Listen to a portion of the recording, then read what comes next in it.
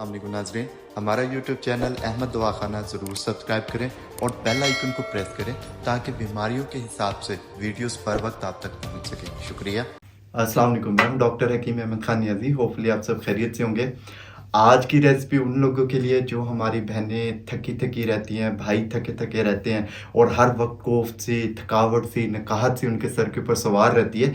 कोई काम करने का जी नहीं करता और अगर कुछ करना स्टार्ट करते हैं तो बहुत जल्दी थक जाते हैं, या फिर चाहे वो ऑफिस वर्क हो चाहे घर का वर्क हो। तो अगर ये वीडियो उन भाई और बहनों ने देख ली तो मेरा ख्याल है थकावट तो उनके जिस्म के अंदर बाकी, या कमज़ोरी उनके जिस्म के अंदर बाकी रहने वाली नहीं है।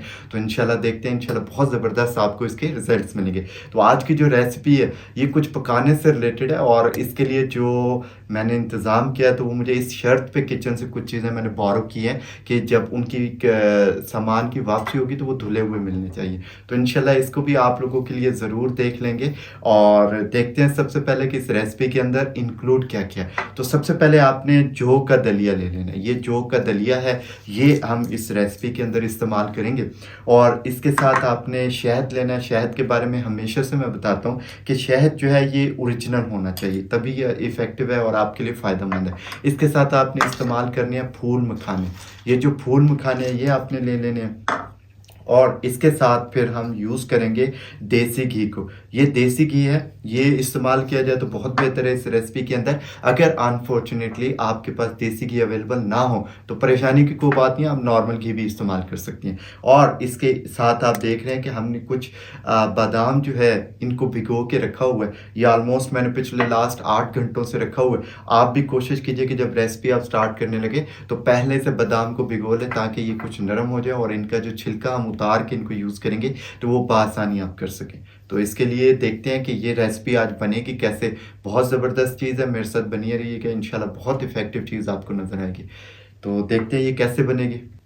सबसे पहले जो है धीमी आंच पे आपने चूल्हा जला लेना है और इसके अंदर हम जो है 2 चम्मच जो है देसी घी डाल देंगे। ये देसी घी हमने इसके अंदर डाल दी है। अब इसके अंदर जो है हम कुछ फूल मखाने जो है इसके अंदर अभी डाल देंगे, जैसे कि ये हमने डाल दिए।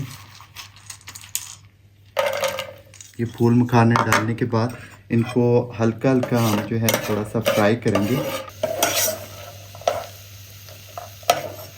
ये आप देख रहे हैं कि ये अब हल्के से ब्राउन होना स्टार्ट हो गए हैं। जब ये कुछ ब्राउन हो जाएंगे तो फिर हम इसे उतार लेंगे नीचे। अब नेक्स्ट ये होगा कि फूल मखाने ब्राउन करने के बाद हम इसके अंदर जौ का दलिया डाल देंगे।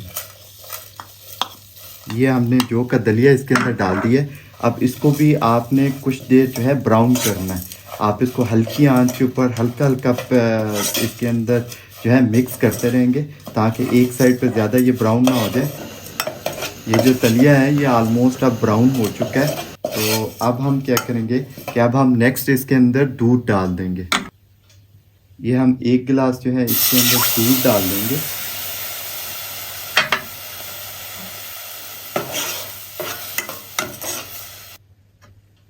दूध जो है इसके अंदर कुछ और ऐड कर रहा हूँ मैं ताकि अच्छी तरह से बने। अब आपने ये करना है कि जो फूल मखाने हमने ब्राउन किए थे वो इस तरह तोड़ तोड़ के आपने इसके अंदर डाल देने हैं सारे। फिर आपने ये करना है कि ये साथ साथ पकता रहेगा आपका। ये जो हमने शहद मंगवाया था वो 2 चम्मच मैं तो हस्बे ज़रूरत डाल रहा हूँ कि जिससे इसका टेस्ट भी अच्छा हो जाए और शहद वैसे भी सेहतमंद होता है। तो जितनी देर में ये पकता है तो हम डिस्कस कर लेते हैं कि जो फूल मखाने होते हैं इसके अंदर फाइबर मौजूद होता है, इसके अंदर प्रोटीन होती है, इसके अंदर मैग्नीशियम होता है, पोटाशियम होता है और फास्फोरस होता है, आयरन होता है और जिंक होता है। ये वो तमाम चीज़ें हैं जो आपकी बॉडी की सेहत के लिए बहुत ज़रूरी होती हैं। और इसके अंदर विटामिन बी कम्प्लेक्स मौजूद होता है। इन्हीं फूल मखानों के अंदर आपको जो है विटामिन ई और विटामिन के मिलता है जो कि आपकी बॉडी की फिज़िक्स के लिए, इसकी नकाहत दूर करने के लिए और बॉडी को स्ट्रक्चर को बूस्ट देने के लिए बहुत ज़रूरी होता है। तो ये तमाम चीज़ें इसके अंदर मौजूद होती हैं। इसलिए जब ये जौ के दलिए के साथ जिसकी तासीर ठंडी होती है, ये वैसे ही आपके मैदे की स्टोमिक की बीमारियों के लिए भी जौ का दलिया बहुत बेहतर होता है। वो लोग जो जो जिनको मैदे के अंदर हीट का, एसिडिटी का, बर्निंग का एहसास ज़्यादा रहता है और उनको फील होता है कि उनके मैदे के अंदर जलन सी रह रही है, तो वो ये जौ का दलिया सुबह निहार मुँह अगर दूध के अंदर बना के पका के खाएं तो उनकी स्टोमिक के लिए ये बहुत बेहतर होता है। तो अब हम वेट करते हैं कि ये पक जाए। अब जी, तो अब ये ऑलमोस्ट जो है पक चुका है दलिया और दूध के अंदर। तो अब हम जो है ये करेंगे कि जो हमने बादाम भिगो के रखे थे, ये मैंने कुछ सैंपल निकाले हैं। आपने कम से कम जितनी मिकदार हम बना रहे हैं, ये इस मिकदार के लिए आपने कम से कम 20 दाने जो है इसी तरह भिगोए हुए, उनसे आपने बादाम के जो है इनसे छिलका उतार लेना है। इनको आपने इस तरह करना है कि थोड़ी सी दूध की मिकदार लेके उसके अंदर ये तमाम के तमाम बादाम डाल के इसको आपने अच्छी तरह ग्राइंड कर लेना है। और फिर ये जो ग्राइंड हो जाएंगे तो ये इस तरह की शक्ल इख्तियार कर लेगा। तो हमने ये जो ग्राइंड किए हुए बादाम थे ये भी इसके अंदर डाल देने। ये बादाम जो है ये भी बहुत बेहतर होते हैं आपकी बॉडी फिज़िक्स के लिए। तो हमने ये जो बादाम है ये भी इसके अंदर डाल दिए। अब आपने इसको हल्की आंच पे पहले मिक्स कर लेना। अच्छी तरह मिक्स करने के बाद अगर आपके पास मीठा ऐड करने के लिए शहद अवेलेबल ना हो तो आप इसकी जगह चीनी भी ऐड कर सकते हैं और गुड़ भी डाल सकते हैं, लेकिन अगर शहद मिल जाए तो वो बहुत बेहतर होता है। तो अब हम क्या करेंगे कि जो बाकी हमारे पास फूल मखाने थे वो भी हम इसके अंदर डाल देंगे। और फिर इसके अंदर कम से कम आपने जो है 1 गिलास दूध का और 1 गिलास जो है पानी डाल दें। ये तमाम का तमाम हम इसके अंदर डाल देंगे और इसको अच्छी तरह मिक्स करने के बाद आपने जो है इसको कम से कम 20 मिनट के लिए पकने के लिए हल्की आंच पे छोड़ देना है और 20 मिनट तक ऑलमोस्ट इसको हम पकने देंगे। अब जी, तो नाजरीन मेरा ख्याल है 20 मिनट गुजर चुके हैं। तो अब हम देखेंगे कि हमारी जो रेसिपी है वो कहाँ तक पहुँची है।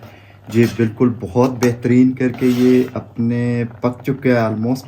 तो अब हम इसको जो है किसी बर्तन में डाल लेते हैं। जी, तो अब ये हमारी रेसिपी है जो बन के मुकम्मल तौर पे तैयार हो चुकी है। ये एक प्रोटीन से, विटामिन से भरा हुआ आपके पास एक जो है न्यूट्रिएंट से फुल जो है इनरिच हुआ आपके पास एक सुबह का नाश्ता, इसे आप कह सकते हैं कि आप इसे ब्रेकफास्ट के तौर पे इस्तेमाल करें।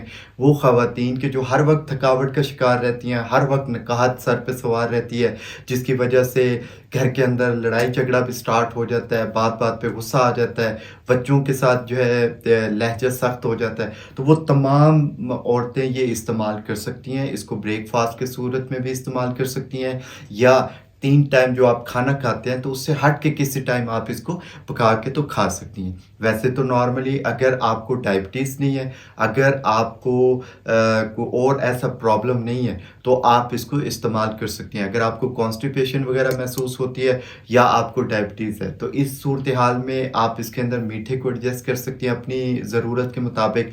अगर आपको कॉन्स्टिपेशन वगैरह ज़्यादा रहती है या रेगुलर आप इसके पेशेंट हैं तो देन पहले आप अपने मालिज से इसके हवाले से कंसल्ट करेंगे, देन आप इसको यूज़ कीजिएगा। तो वैसे ये एक बेहतरीन प्रोडक्ट है, रेमेडी है, आप इसको इस्तेमाल करें, इंशाल्लाह बहुत पसंद आएगी।